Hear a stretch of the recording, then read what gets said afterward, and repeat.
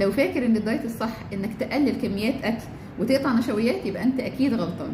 في الفيديو ده هقول لك ان الدايت الصح لا يعتمد ابدا ان انا اقلل كميات، ولكن اوزع الكميات بتاعتي على مدار اليوم. عندي 3 وجبات رئيسيه ووجبتين سناك لو انا عندي اليوم طويل. لو انا عندي يوم الفترات الاكل قليله يبقى 3 وجبات رئيسيه بس، او على حسب انا ماشي ازاي، صيام متقطع ولا غيره.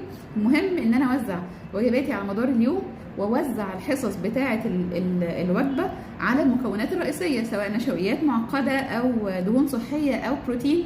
اوزع الحصص بتاعتي، ولازم يكون في عندي الياف او فايبرز في المكونات بتاعتي علشان اضمن توازن وكمان هضم كويس، واكون ما عنديش اي مشاكل في الهضم.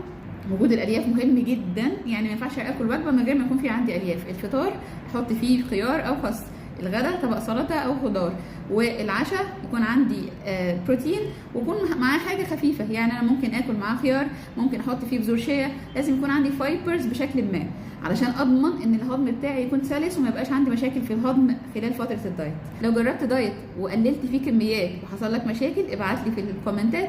او لو عايز تعمل دايت متوازن، اكتب لي في الكومنتات دايت متوازن، او ابعت لي على رسائل اكتب لي فيها السن والطول والوزن عشان نعرف مع بعض الحصص المناسبه لينا، او افضل سيناريو لدايت متوازن اقدر امشي عليه من غير جوع من غير حرمان، وانزل عليه بشكل ثابت، وبعد ما انزل عليه ان شاء الله ما ارجعش الوزن ده مره ثانيه. اشوفكم في فيديو جديد، مع الف سلامه.